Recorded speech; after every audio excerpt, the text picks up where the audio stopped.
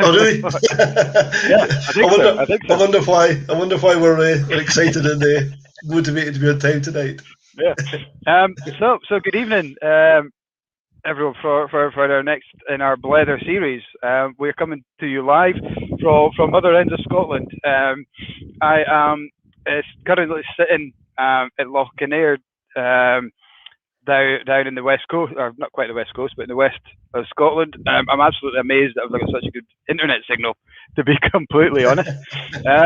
We've got Russell still up in Foggy, Aberherder, up in the northeast of Scotland, and we're delighted that we're going to be welcoming Billy from the Glenalchie offices down in Coatbridge. So the wonders of live technology were coming to you across Scotland.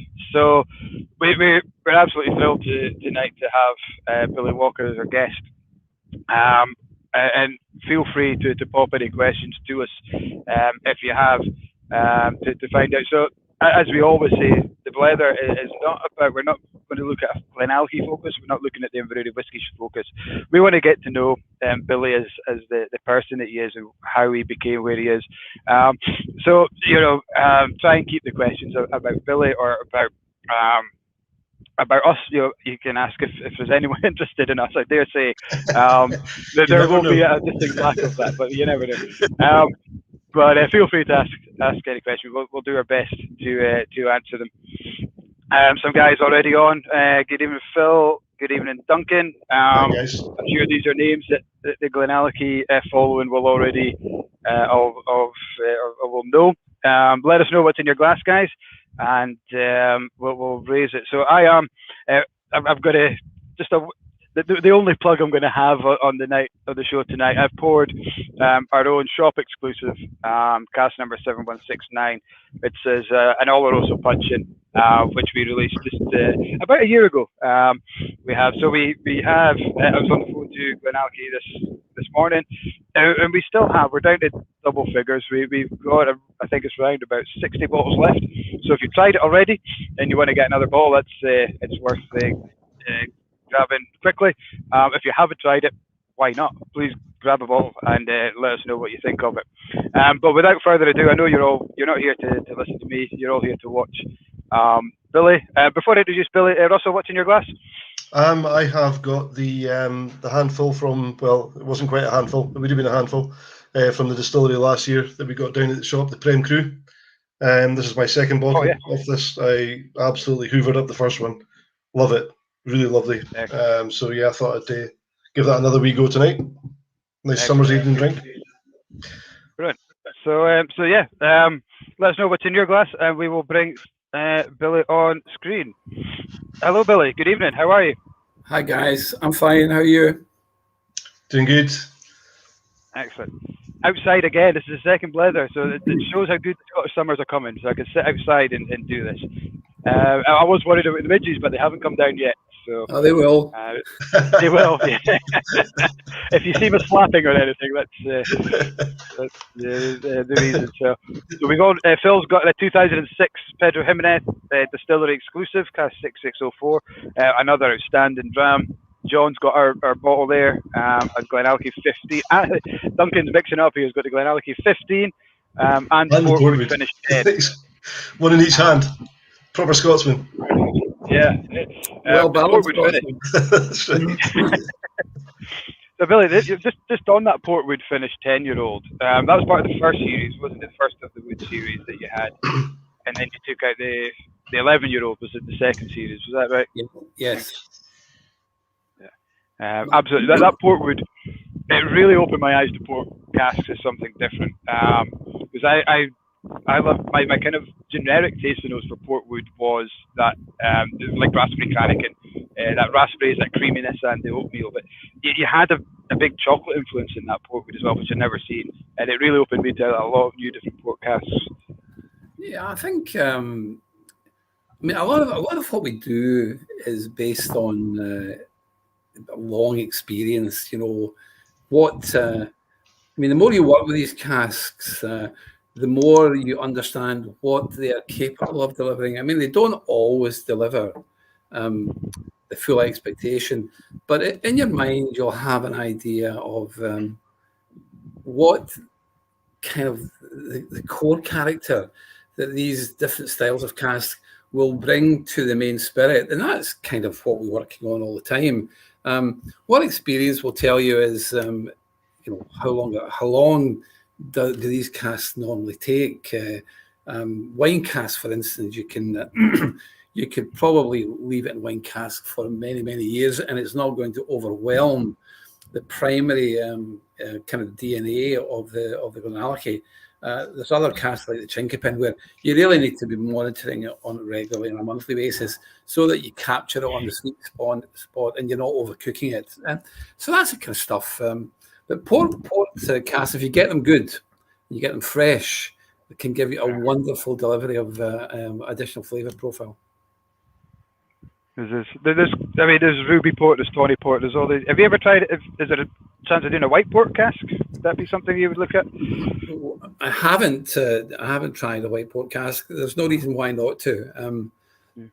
A lot of it is about availability. I mean, what we like. One of the absolute fundamentals is when we're buying casks and we're buying them from wineries or indeed fortified wineries, we want the casks to be dumped fresh. We don't want them to be steamed or water washed, and we absolutely don't want them to be sulfured in any way. So the deal we have with the wineries is that we will forward order, and as soon as they are emptied, they're bunged and on a vehicle and on the way to Glenallachie. And once they reach Glenallachie, they will be filled with the appropriate year of spirit virtually within 24 hours of arrival, so that the period between emptying and the period between filling at our end is absolutely truncated to a minimum. So you keep Lindsay busy then, keep him on his toes. Lindsay's busy. In fact, Lindsay this week has been very stressed. Oh no.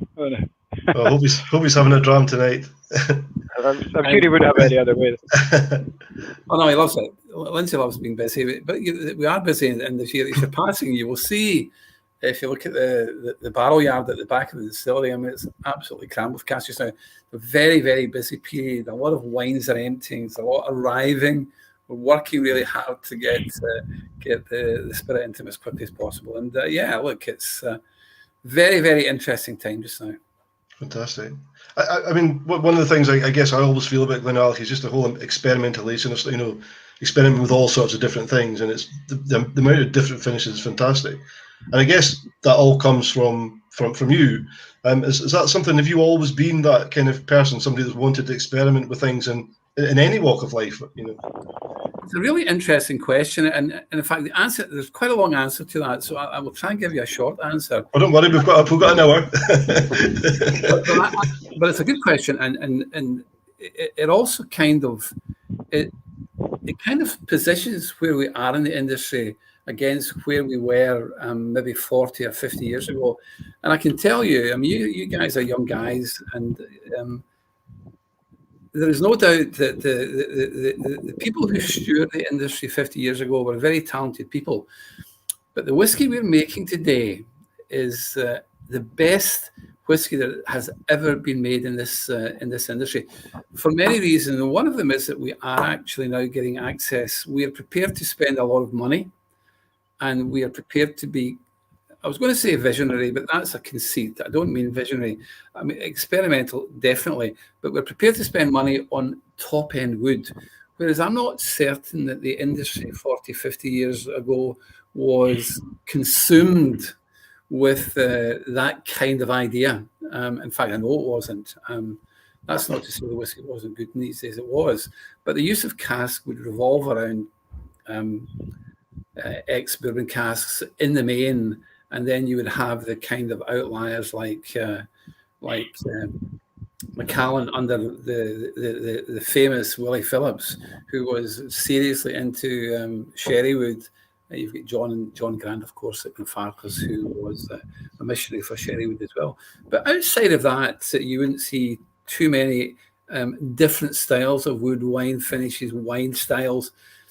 Andrew Sangmanton at Signatory was a very creative thinker when he acquired Edradour, and even before he acquired Edradour within the Signatory group, he was doing quite a lot of good stuff, and he's still doing a lot of good stuff. Andrew, very talented guy. Was that down to the industry being more blend focused than they wanted that consistency of bourbon cask rather than experimenting? Yes, I think that's part of it, Mike. That they were absolutely focused on blend, and in many ways, single malt was in the ownership of Macallan, Glenmorangie, Glenfiddich, and then latterly Glenlivet, and then subsequently the kind of the classic six. So single malt in many ways was a footprint that the big boys would, particularly Johnny Walker, the DCL in these days. I don't say nervous about entering, but they had no need to enter because they had such wonderful blended whiskies and a whole portfolio of ages within these blends that were dominating the market. And even now, blended whiskey, I mean, I personally think blended whiskey is on the rise again. But that may be just a gut feeling. But, yes, a lot of what was happening in the industry was being driven by the importance and the success of blended whiskey. It would make sense that the blends are going to be on the rise if the quality of wood that's been used in any case, if you're then able to kind of blend that, it would kind of make sense that that's going to be a more quality product, wouldn't it? There's no question that you can just, a wonderful thing with blends. In fact, from a blender's point of view, it's a delight to be playing around with a lot of third-party malts. But even our own experience with White Heather, when we bought Glenallachie, we were keen to acquire White Heather, which had, if you remember, when I started out in this industry at Highland Walkers, they had some wonderful blends, and things like Valentine's, Ambassador, McNair's, Doctor Special, Lauders, Grand McNish. And these had arrived because they'd acquired a lot of small houses, and they were on there. But when Chivas became serious, when Pernod became serious about whiskey, they bought Chivas Regal, which was really an amazingly visionary thing to do. They suddenly they kind of nabbed the number 2 whiskey company in the world. And then almost in jig time, they were into Valentine's and Highland Walker. Suddenly they had this huge, and in the old days, Pernod White Heather was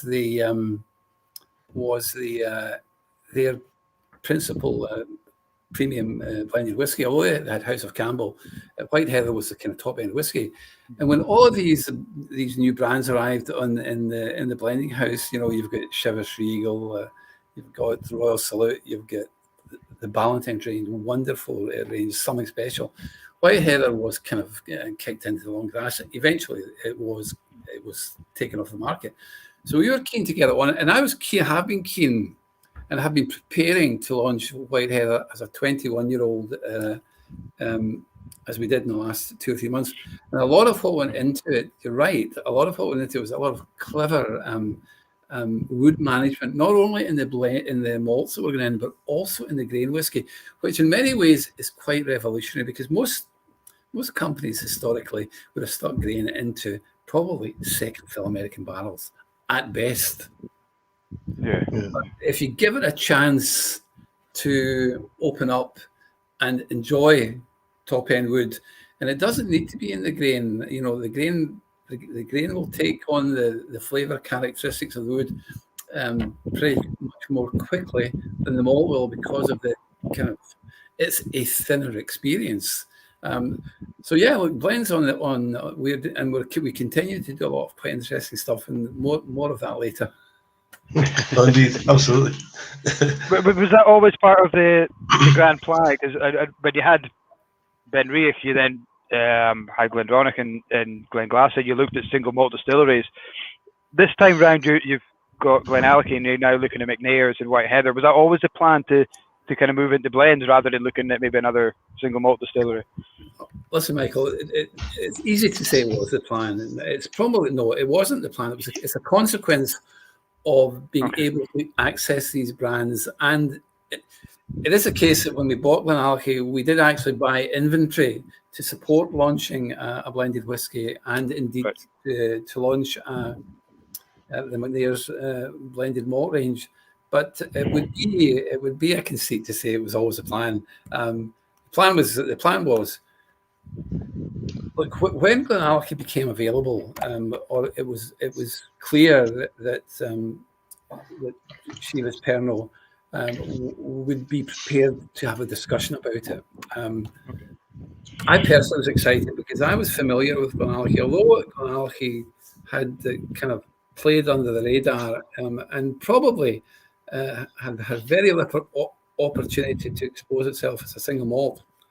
It was a very popular malt whiskey for blenders because it was quite muscular. It carried itself very well, and so when that became available, it was the ideal opportunity for us. Well, the discussions were they weren't easy discussions, but they were fair discussions. But we were keen. We could see that here was the opportunity. It was, it was kind of classic opportunity that we liked working with. It was under the radar. It had never really been exposed, and most importantly of all, it had never really been exposed to multiple retail selling, and that's a big plus for us because it's a side of retail that we just will not engage with. Having been in the industry for quite a long length of time, I guess you mentioned a lot of the blend names, and there are a lot of these names. Some of them are familiar to me, some of them completely not. And I remember reading Whiskey Galore. I don't know if any of the blend names that they mention in that book are actually real blends or not. But I guess there would have been lots and lots of names like White Heather, Black and White, all that kind of thing. Did people know where the whiskies came from? Did people know as much about distilleries then as they do now? No, I think that's unlikely. They knew quite a lot. They would know quite a lot about the industry and blends in particular. But you have to recall that 50 years ago there were very, very few distilleries in private ownership. Much of it was controlled by the names that these days. Long John had a raft of distilleries like Tormore and can't remember the others they had, but White Mackay had a number of distilleries. DCL, as they were then, had a huge number of distilleries. Pernod were tiptoeing into it. Then when they took over Ballantyne's, they got some, wonderfully good distilleries like Milton Duff and Glenburgie. But it's true to say though that two of the big ones, Glenmorangie and Macallan, were in private hands in the early days, and they were big. They created a lot of momentum for the sector. Okay, interesting. Yeah, I'll just say Lindsay's say good evening. So he is managing to sit down and relax a little bit. So good evening to you, Lindsay. I hope you've got a good dram. Maybe he's watching from the warehouse, Mike. He's maybe still pushing barrels while he's got his. I would like to think so. I'll maybe put him in it now. Remember, he's working late. We've got a great question here from Phil. Just off the back of talking of recreating the White Heather and the McNair's. My dad years ago drove lorries for malters, and he always got a White Heather as a gift. So he loved the White Heather. But where do you start? At what stage do you think this is something we can do? And is it a case of trying to recreate the original flavour, or what? How does it all start? Where do you start to recreate something like that? It's a good question, but we didn't try to recreate the original White Heather. I'm not even sure if there was ever a 21-year-old White Heather. What we did do was, where can we make an impact to give the brands some traction? And we reckoned that 21-year-old was probably the right territory. If you can pull it off from a quality point of view, if you can pull it off, that's probably the place to start. Where we absolutely didn't want to go and will never go is into the mass market, where you cannot fight with a bear. You know, once you start trying to compete with the big boys, then you're in trouble, because they will always win that battle, and you have to then be in the kind of the mass retail sector of the market. We don't want to be there. If we introduce extensions to the White Heather range, it will be above 12. Okay. That's it. And are we looking for high volume? Well, yeah. I mean, if we could get decent volume, that would be great. But much more importantly is that we wanted to give the brand back its life and its personality, and that's the start of the process. And if we can get some 5,000 cases, 10,000 cases, I mean, that would be fantastic. But that's about the extent of our ambition, that to give the brand some life again. There was no reason why this brand should have been allowed to be kicked into the long grass. Good stuff. I just hope a lot of it gets into glasses. That's a worry, I suppose. Well, something you like that. This is my plea to anyone who's listening, either here or anywhere in the world. Please drink it. You know, one of the great pleasures of any blender is that you can see somebody with the product in a glass, actually with a smile on their face and enjoying it. There's actually nothing sadder than a full bottle that's uncorked. That's a terrible place. Yeah, I know. I do believe that whiskey's not whiskey until it's opened. Yeah, otherwise it's an ornament. Yeah. One of the things we promised we wouldn't talk about tonight, well, two of the things were politics and football, but the other thing that we probably can talk about is auctions and that kind of thing. I mean, how do you feel about that kind of situation? And, you know, as you say, whiskies we can't just get our hands on because they're just swapping hands all over the place and never getting opened. It's an area of the business that's distant from me, and it's one that puzzles me. I mean, for the life of me, I don't understand why people would buy a bottle to flip it or to stick in a shelf. I mean, we make it so that we actually are trying to create something that's got so much energy, vitality, and flavour in it that people will first want to drink it, and once they've opened the bottle, they will absolutely do it. Just finish it. Yeah. I don't understand. Listen, I'm not saying I can't say that these people are bad people. That's not fair on my part. What I can say is I fail to understand why. Yeah. No, I think that's for people in your side of the industry, people like us as retailers. I think we're all together in that you know you want people to open it and buy it. Yeah. It's what it's. And I just realised that we haven't asked you to tell the guys who are watching what you're drinking tonight. What's in your glass? I'm very modest tonight. I'm drinking the latest batch of bottling of the 12-year-old. The Core Range 12. Great dram, yeah. It is a good dram. Yeah. When did you? So we want to talk about you. At what stage? You've been in the whiskey industry a long time. At what stage did you realise? Hey, I'm actually pretty good at this. I want to do this as a career and do my own thing with distilleries. Well, listen, I don't think I've ever really considered that I'm good at it. I think I'm okay at it, and more importantly, I really enjoy doing it. But going back to, it's a good question, and it's a question that it's a very big question. In fact, it covers almost everything. But I was lucky. I mean, I was brought up in a whiskey town in the Barton, where you had J&B had their bottling plant there and their blending house. Of course, there was Hiram Walker, there was Newton Bond, there was McGavigan's, there was Sandy. I'm not sure that Sandy owned the Loch Lomond distillery. I'm not even sure if the grain distillery was built in, but there was activity. There was a lot of activity in that area. You had Little Mill and Bowling. So there was a lot of the economy depended a lot on the local economy was very dependent on whiskey. So when I came out of university, I was attracted into pharmaceutical research, and I have to say I loved it. But I remember the guy who was my boss, a wonderfully talented individual called Professor Colin Hewitt, who was bold in every sense of the word. He always came into work with a bow tie, a suit that had the stripes were probably about half an inch wide, and he was a chain smoker, which in a laboratory is unbelievably dangerous. But he was a guy who had been flighted for the Nobel Prize in chemistry round about the early 60s. I remember saying to you one day, listen, Billy, only one person per annum can win the Nobel Prize in chemistry. So at that point, I think he was telling me something.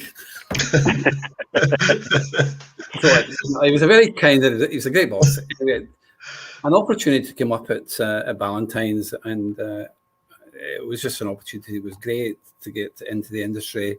And they were a great company then. I mean, Hiram Walker was just a wonderful company. They looked after people terrifically well. But the industry wasn't blessed with, a lot of kind of scientific people in it. So it was an opportunity for me to get involved in a lot of aspects of the industry, warehousing, blending, bottling. It was great. It was a great time.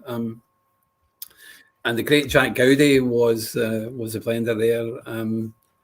And you didn't cross Jack.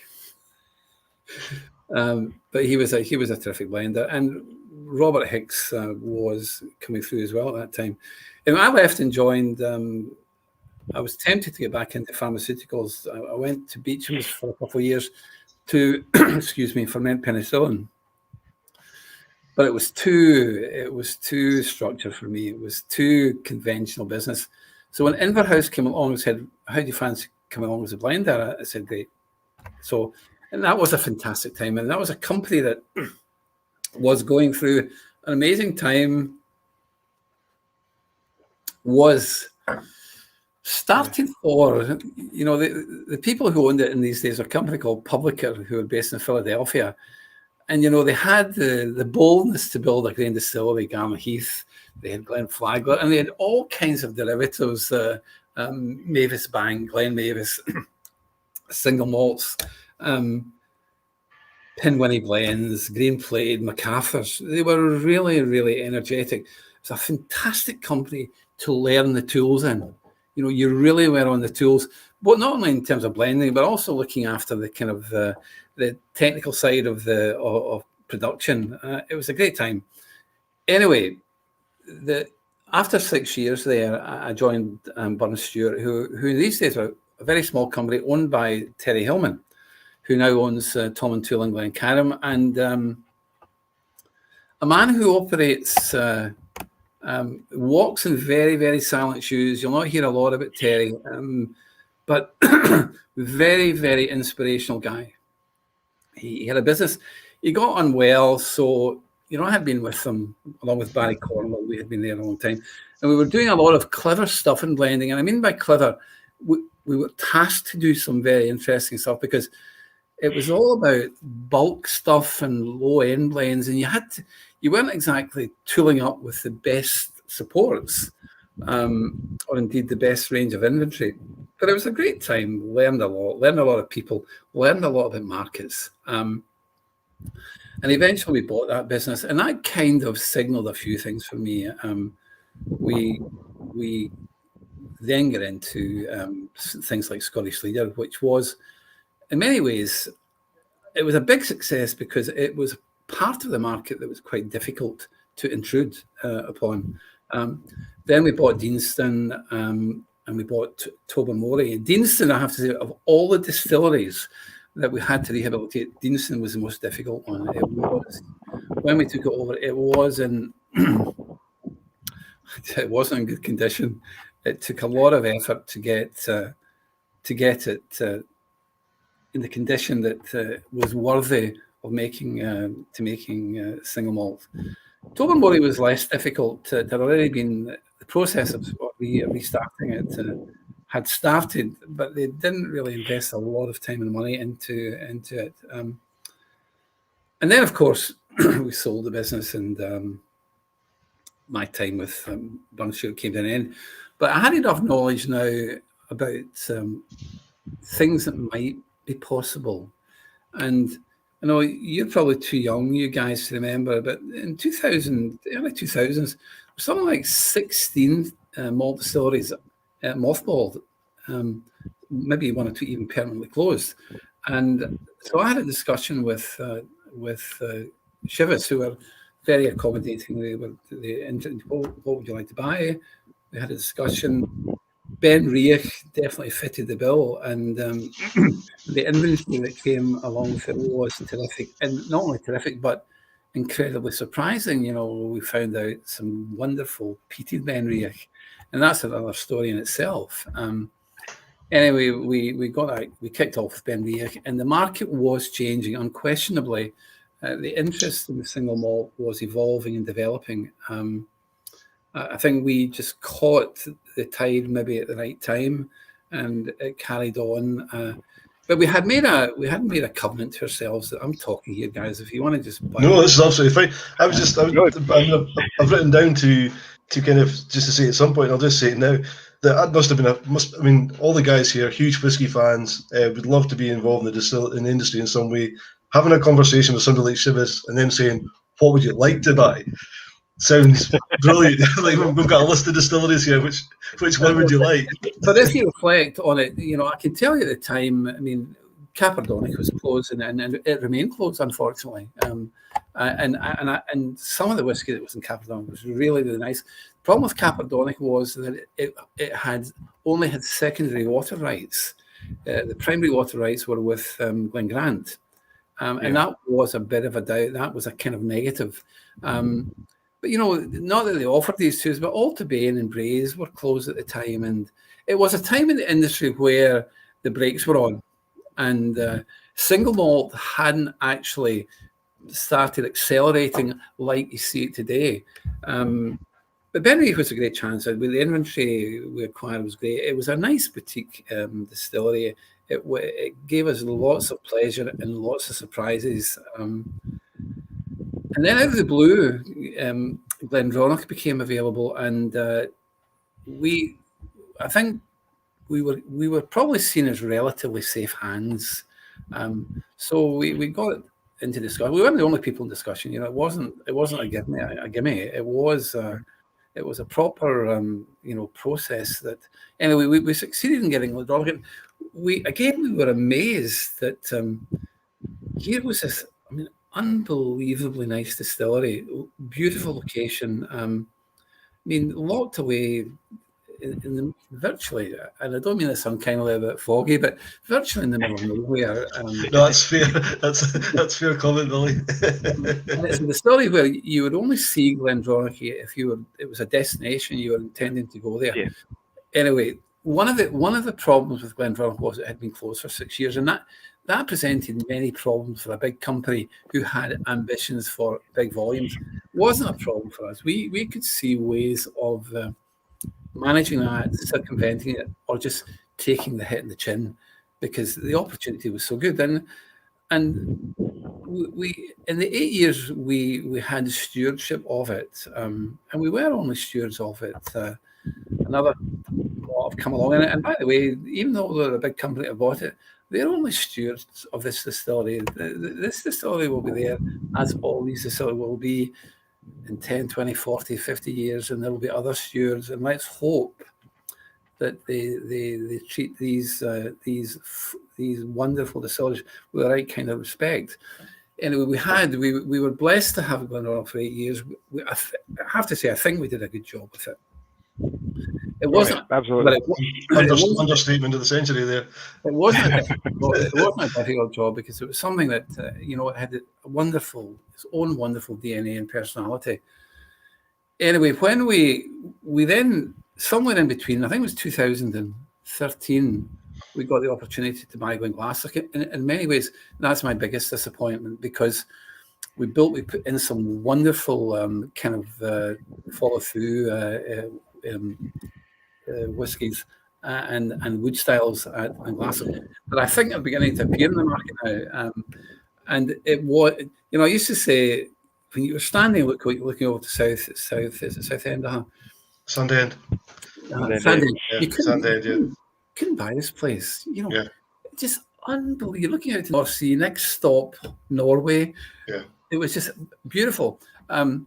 Wasn't the easiest distillery to manage, and I have to say, Stuart Nickerson did a fantastic job getting that distillery going again. He had limited resource, the owners, when Stuart was looking after it, the owners were Russian, and that's a funny story in itself, because when we finally got to contact with the Russians, it was very easy to do a deal with them. They were very keen to exit the industry. They didn't have the patience. Essentially, they didn't have the patience.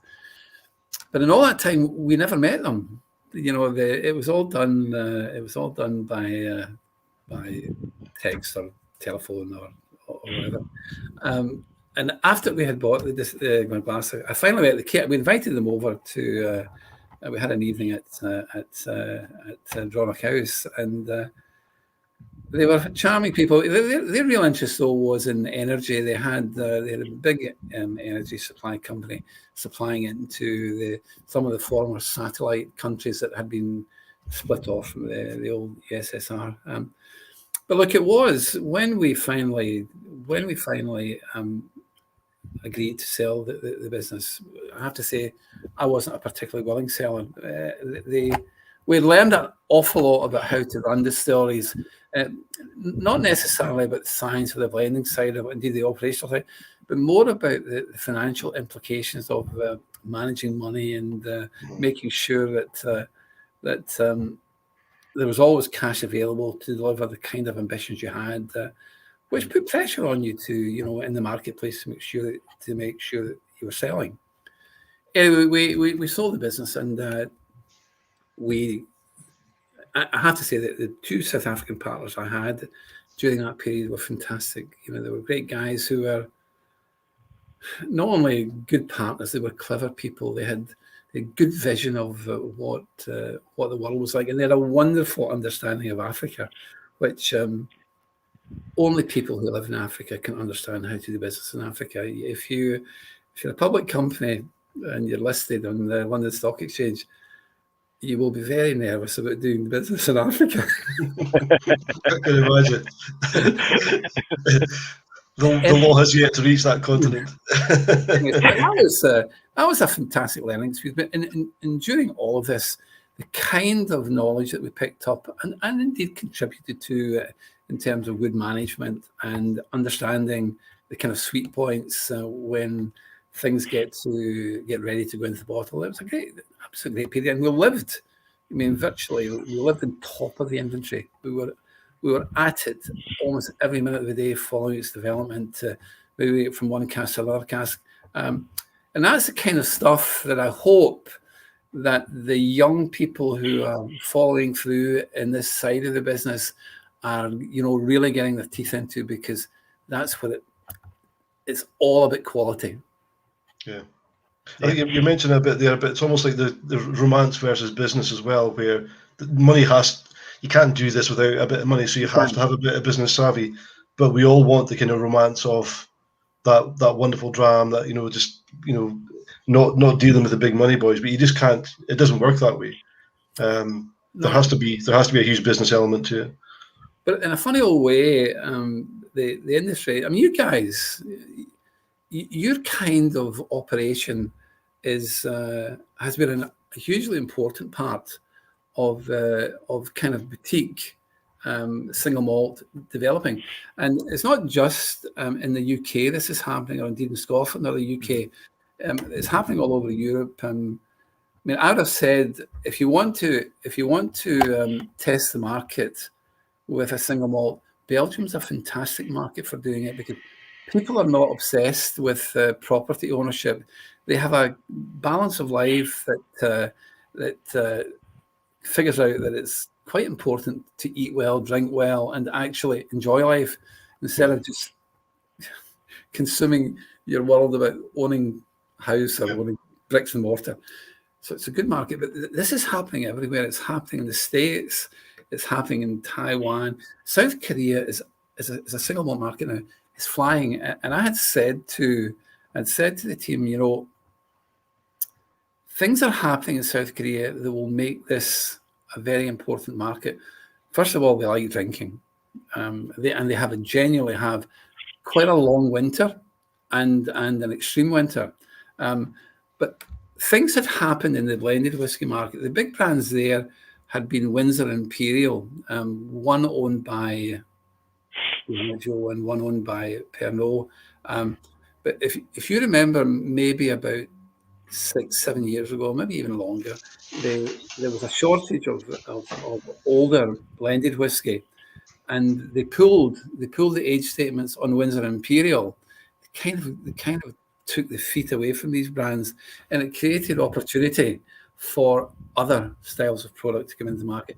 And it's taken quite a long time for single malt to make its presence felt in South Korea, but it's big now, and it will continue to be big. So you've got that Asian circle where China's flying. I mean, single malt's huge there, and they drink it.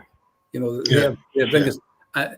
Sometimes they would like to give the impression of being, they understand quality and they're drinking for quality. Quite often they're drinking for status, but good luck. I understand the same from I had a conversation with somebody from India a few months back, and they were saying that when they go out just with their friends, they drink all the Indian blends, all the stuff that's sort of top of the market. But when they want to impress somebody, they'll buy somebody a single malt. Yeah, and that's right.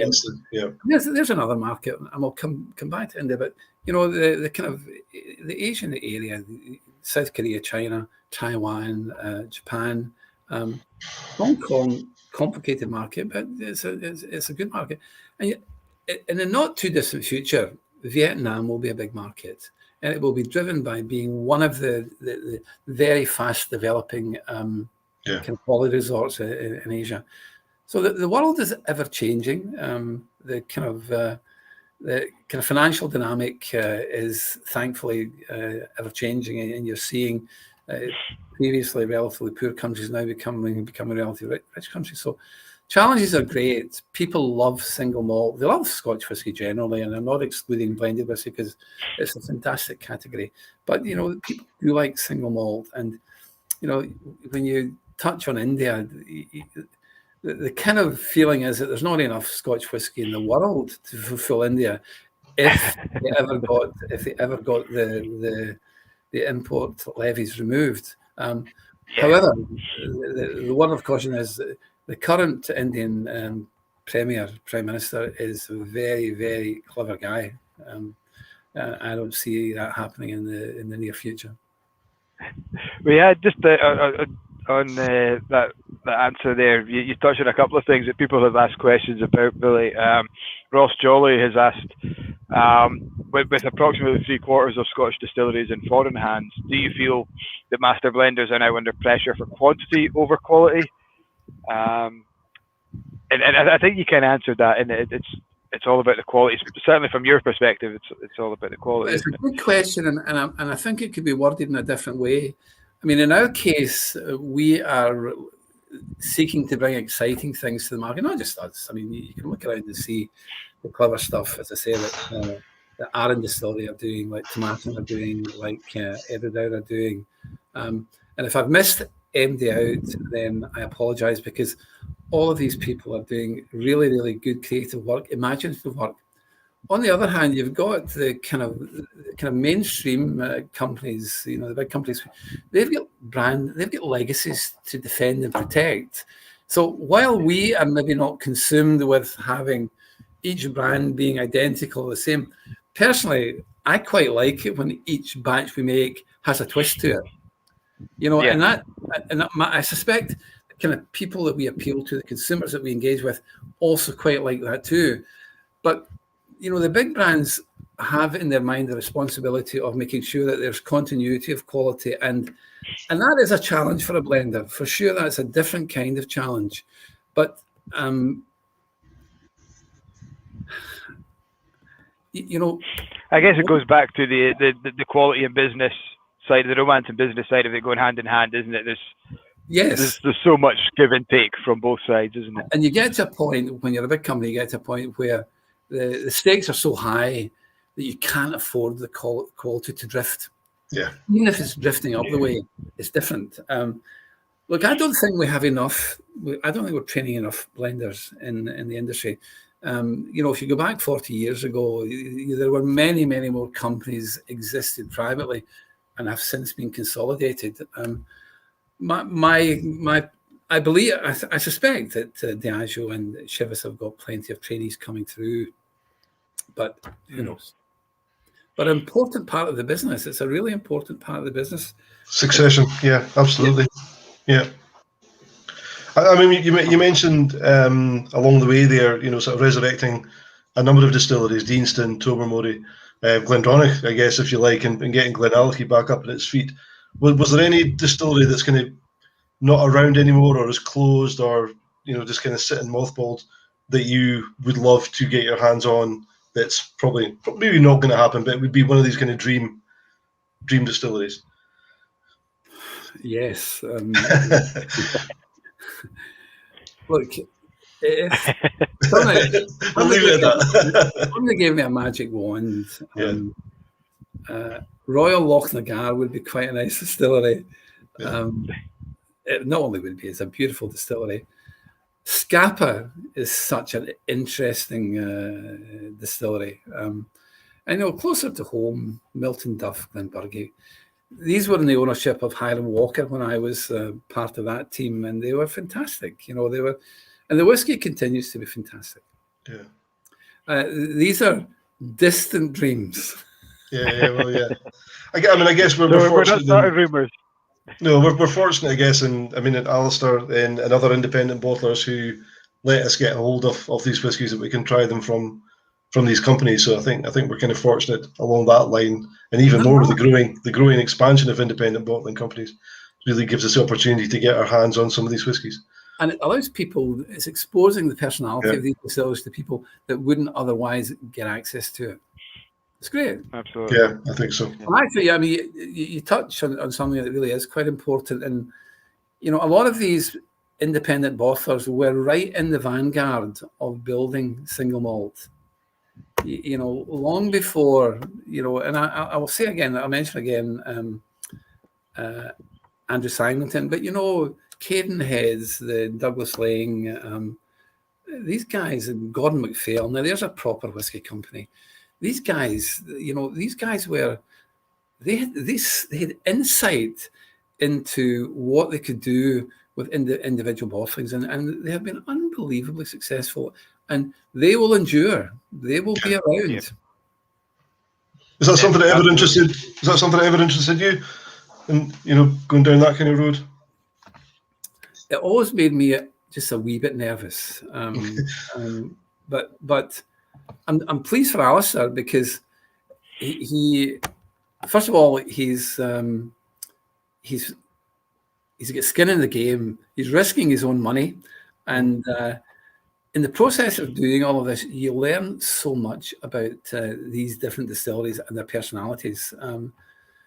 But the individual bottlers were fantastic for single malt. They were somewhere out here in the left wing, while the big boys, the Glenfiddichs and the Glenlivets and the Glenmorangies and the Macallans were playing in big footprints. These guys were in much smaller footprints, but they were engaging with some very, very knowledgeable consumers. And these consumers became brand ambassadors, not just for the distilleries, but for the category. And the category is still strong and enduring. Inventory's tight now, though, and that hopefully is not going to spike them. But hey, good on them. I think you're right with the I was speaking to somebody else from a particular company, and they're looking at getting their own distillery so they can actually get spirit, because it is getting that little bit harder to get inventory, as you say. It's getting harder, and we've been here before, though. But my suspicion is that this current situation is a different situation where, in my opinion, there are no weak companies in the industry anymore. And I'm not going to dwell on the history of what I'm talking about. Nobody needs to sell inventory to generate capital to keep the business alive. Yeah, that's one of the reasons that inventory is tight, because people don't need to move it. They don't need to sell it. That can happen, though. That changes. Things change. I guess, yeah. The only constant we have is change, indeed. Well, one thing it's kind of really intrigued me tonight, just in this last 15 minutes, Billy, is the amount of people that you've spoken about who have either influenced or helped or worked with you. And when you, so it's clear that these guys are very important to you. When you started Glenallachie, how important was that team that you built around? Because you almost cherry picked, didn't you? You knew who you were after or who you wanted to make that team tick. So how important was it that you got these people in place to make Glenallachie work? The kind of initial team was Graham Stevenson, myself, and Trish. Graham I had known for many, many years. Very, very, very clever guy. Understood the industry, had knowledge of most categories: branded business, production, bulk business, and indeed he had a good knowledge of the Asian markets through through Thai Bev. Trish Savage unfortunately, she retired last week. Trish and I worked together. We were colleagues for 55 years. Incredible lady who, this industry doesn't have a lot. There's not a lot of front people who are female. But we've got Rachel and we've got Stephanie, and I'm sure there's one or two others. Trish Savage is right up there with all these guys. She had amazing knowledge. I mean, and unbelievable patience to work with me for 55 years. but staff. I mean, she got the industry. She also got what we were trying to do in each of the kind of projects that we got involved with. So she's been fantastic for the company, and a big loss now that she's gone. But on top of that, all the team are important. The guys who work really hard in our team are the warehouse people. The amount of sampling they have to do is incredible, and it's demanding. The amount of re-racking we do, I would suspect that we do more re-racking than any other in the business. I think I'd believe that, yeah. And these guys are really important. And in the office here, well, we've got a marketing team. We've got David in sales, Ben in sales, Ronan, who is keen to get involved in blending, and we're working towards that just now. So the team is absolutely essential, and they need to work together. You cannot have a bad apple or unhappy people in the team. It's important that everybody's on message and going in the right direction. And there are no stars. There are many stories about the. I'll leave this one. It's too rude. we need to get another 12-year-old in you for you to divulge that one. We'll have that chat in the proper pub. Okay.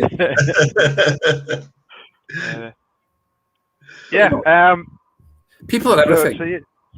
And what I was saying, we had a kind of just a general informal chat. I think it was a couple of weeks ago.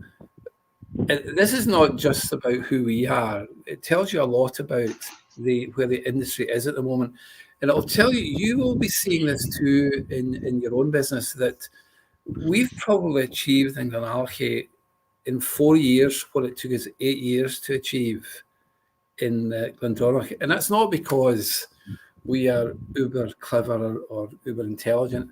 It's because the industry, the consumers now are so up for it and so aware, and they're challenging. They won't let you away.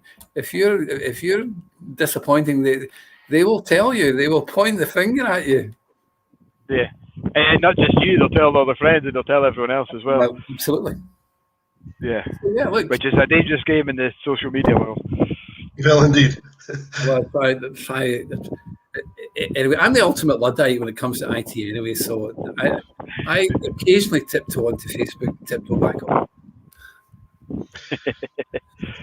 We have a question from Phil Dixon, just asking about the Glenallachie peated spirit and how that's progressing. Well, the answer, Phil, is it's progressing really, really well, and we've been doing a lot of. We're already doing quite a lot of pilots on the kind of structure of where or the makeup, the formula makeup of the wood mix that we'd want to when we want to bring it to the market. I mean, my feeling is it will be ready to go to the market. Some of it will be ready to go to the market next year. But we've done quite a lot of clever things. We've done some interesting. Certainly, the malted barley that we're using is got a very high phenols content, probably as high as 55, 60, maybe higher, actually, in the malted barley. We're looking at various cuts, and we're looking at how it is interfacing or how it's seasoning with different styles of wood. Chinkapin is featuring quite prominently in the development of that as our virgin casks. And yeah, it's coming. The peated experience will be with us sooner rather than later.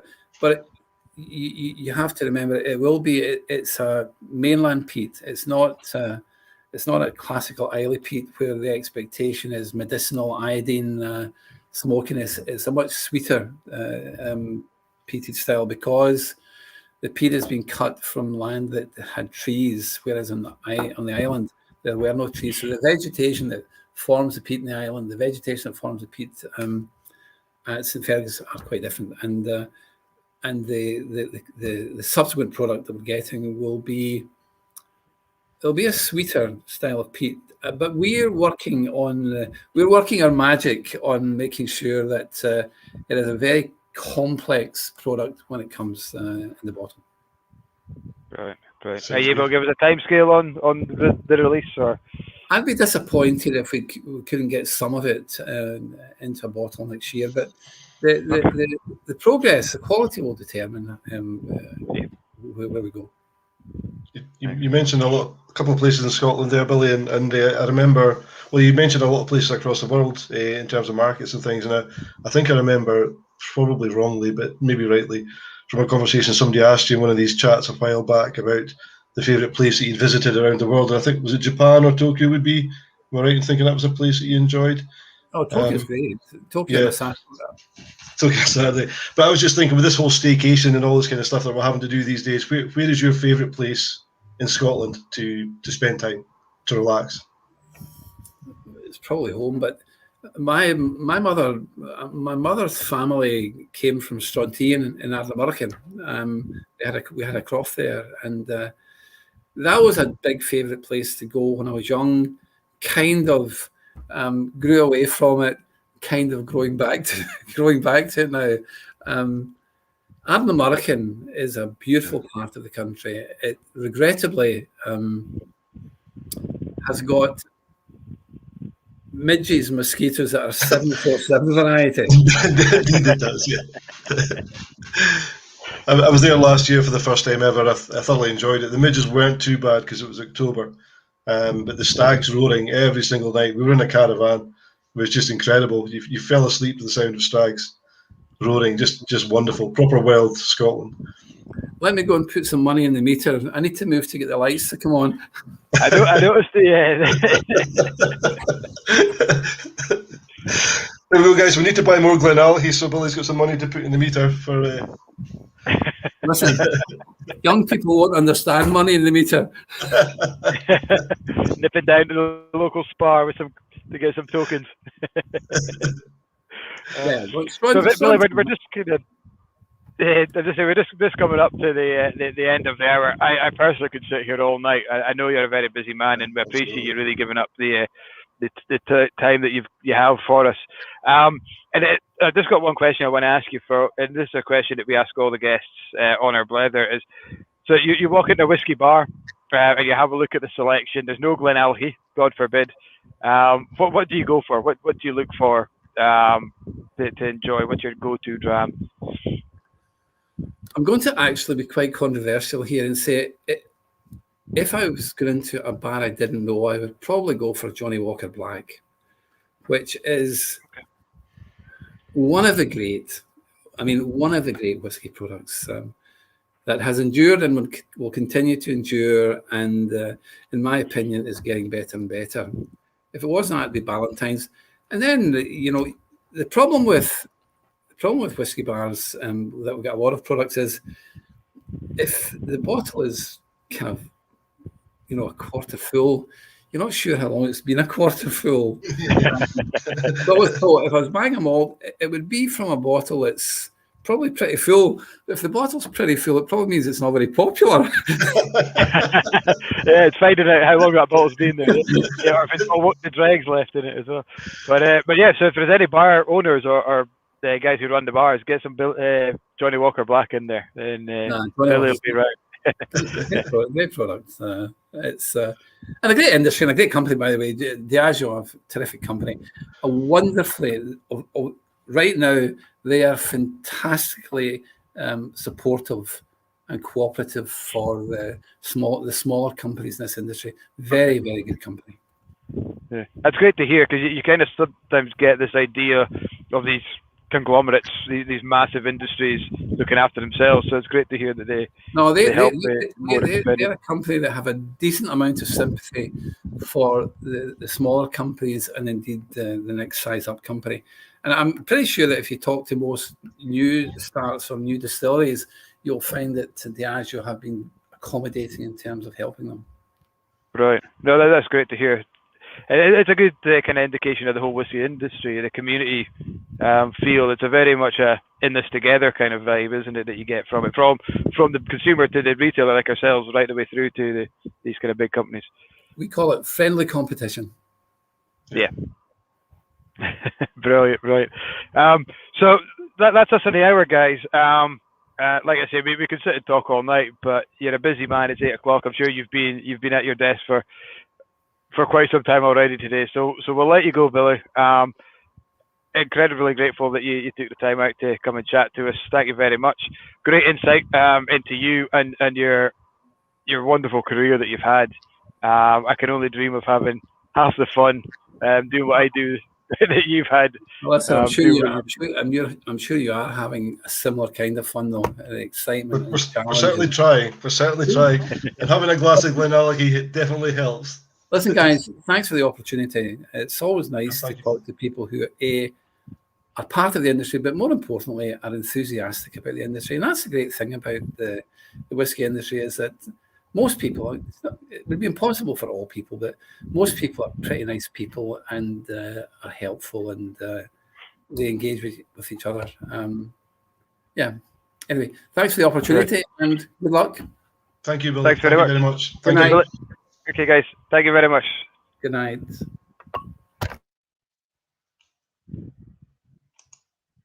Wow, what a chat! Ross, that was definitely a very quick. I think we could have been on there for another hour at least, chatting to Billy there. So thank you very much. Sorry if we didn't get around to your questions. We were quite in a tight schedule with his time, so hopefully we could do it again sometime soon. We'll try and get someone back on. It's like watching it's like watching the most amazing football match, and you're thinking, why is it 90 minutes already? Keep playing. This is too good. Too good. I couldn't believe how quick that went. Just a legend, and I think the most important thing he says is that there are, he mentioned so many legends that he met or he's met through his time that he looks back on, and he got all these names. And when we're old and we're looking back in our career, or we're looking back in our our journey through whiskey. Older. Sorry, from because I'm already old. That's right. We're going to be mentioning people like Billy Walker and Jim McEwen as the people that really, influenced us in what we do or what we've enjoyed through whiskey. So yeah, I mean, we're so lucky to have Billy around. I think it's just incredible. Absolutely. Well, guys, next week on the Blether, am I right, Ian McAllister? We're Ian McAllister, yeah. We're not slowing down. We're on the fast track now, yeah. Ian McAllister, Glen Scotia next week. Ian McAllister, the Glen Scotia Master Distiller. Master Distiller, yeah. Yeah. So that's another great chat. So if you're a Glen Scotia fan or just a whiskey fan, join us next week 7 o'clock, and we will have some more fun. Ian's great. I got the tail end of a tasting that Russell hosted with Ian. He's fantastic. What a laugh already. Yeah, he's absolutely brilliant. Great guy. Yeah. Auntie has clearly got a huge amount of faith in our technical ability, Mike, because you just suggested that we should turn this into a podcast. I don't even know what that means. It's basically, I think it's basically this, but people don't have to look at our faces. So, or maybe that's that might work better. That might be better. Oh, we could have anyone on. How's your impressions? We could have anyone on screen if they can't see it. Impressions. Right. Yeah, Duncan's got a great point there about Billy. You know, he puts himself out there. He's not afraid to chat. He's very welcoming. As I said, no stars. He's you know, you sometimes get overawed by meeting some of these guys. I would be quite happy to approach Billy in the pub and just ask him a couple of questions. And I think that's important, that you have this approachability for people, because they're revered by people all over. But not just this Billy, you know, Rachel and George up at Glenfarclas, all these kind of guys are so approachable. You meet them and they're just like you and me on the face of it. And you say, Rob, you should have talked about Rangers. We kept the football out of it, Rob. We had a 10-minute chat with Billy about the football beforehand, and it just made me depressed because I'm an Aberdeen fan. It made me depressed as well. Right, guys. Darren's saying he's just ordered the double sherry cask from Glen Scotia from us. Can't wait to try it. Yeah, it's on its way. It's on its way to you. I think that was one of the ones you dispatched on Wednesday, maybe. I packed it the other day. Yes, it's it's absolutely fantastic. As is a lot of the Glen Scotia's guys, and we'll be able to talk more about them next week. Antia, haha. I'm just trying to say she's not bothered about seeing us on screen. She just loves to listen as well. So, so do we have plans to ship to the USA?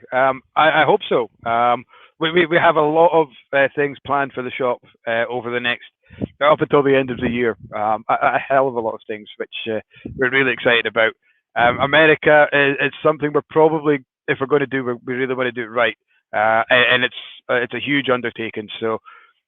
We have plans in the background to do USA, but when we do it, we want to do it right and make sure there's no hiccups. So watch this space, possibly into next year. David hasn't decided on his order yet. Just remember, David, our Inverurie whiskey shop cask of Glenalchie is running low.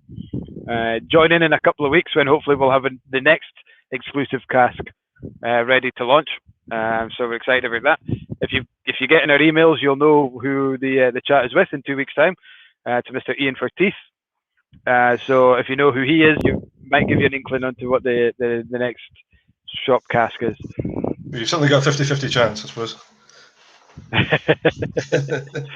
Well, guys, I am going to end the chat here because I am actually, I don't know if you can see the background very clearly, I'm actually away on a romantic weekend with the wife, but I couldn't say no to Billy. So, she's inside, I don't know, watching the tennis or something, so I better go and spend some time with her, seeing as we came all the way out to to the west for that. Yeah. But thanks very much, guys. Hopefully see you either in the shop, online, or we'll see you next week at our next Blether with Ian. Russell, good to see you again. See you guys. Yeah, see you, Mike. Enjoy the rest of your break. Shop alive. Cheers. Yeah, we'll keep it going. We'll try not to burn it down. Thanks, guys. All the best. Cheers, guys.